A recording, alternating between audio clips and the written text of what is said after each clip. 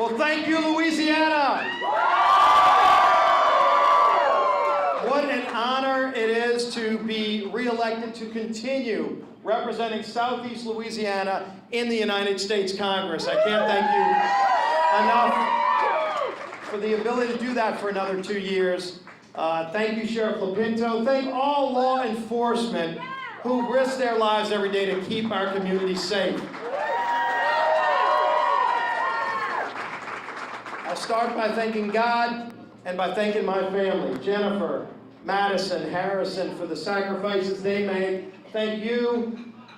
On behalf of all of us, we can't thank the people of Southeast Louisiana enough.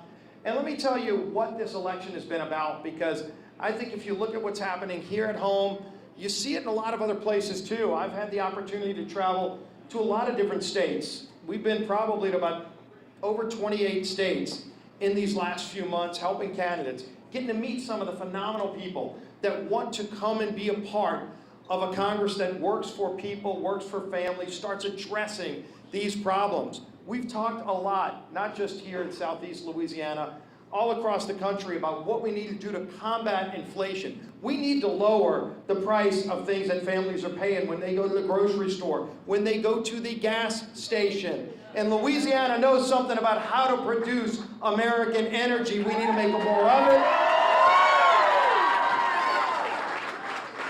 And whether I'm in Maine, which I was in not too long ago, or Portland, Oregon, and every point in between, they recognize the importance of American energy. And what I share with them is what we know here in Southeast Louisiana. Nobody makes energy cleaner, nobody makes it better, nobody makes it more cost efficient than the people of Louisiana and the people of the United States.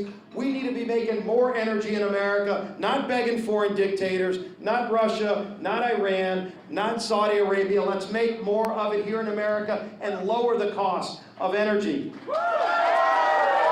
And of course, that doesn't just help families all across America, which it does. It also helps us restore our coast, because when we are producing energy in America, it produces those vital coastal restoration dollars so that our frontline parishes, you know, when you're out at Port Fourchon, you see the great energy infrastructure, but when you go to Grand Isle, who's another frontline area that stops, if we build up those coastal areas, it stops storms before they hit land where higher population centers are. And so we talk about those issues all around the country. But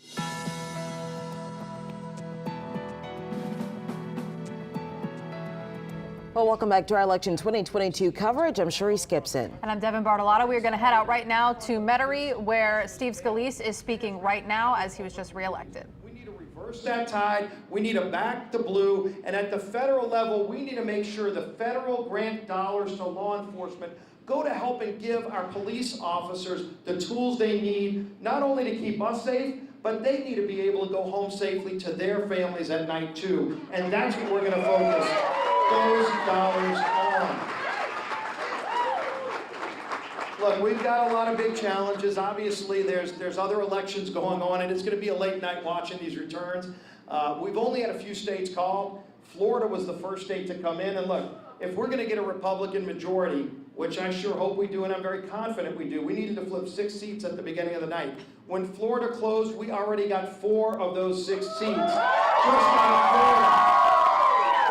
And I already talked to those candidates. I was actually in Florida last week helping each of those 4, and they're phenomenal new members of Congress. They're ready to get to work. I was in New York with my current colleague, hopefully the next governor of New York, Lee Zeldin. We were in New York last week too. The people of New York want to take their state back. There's something going on all across this country.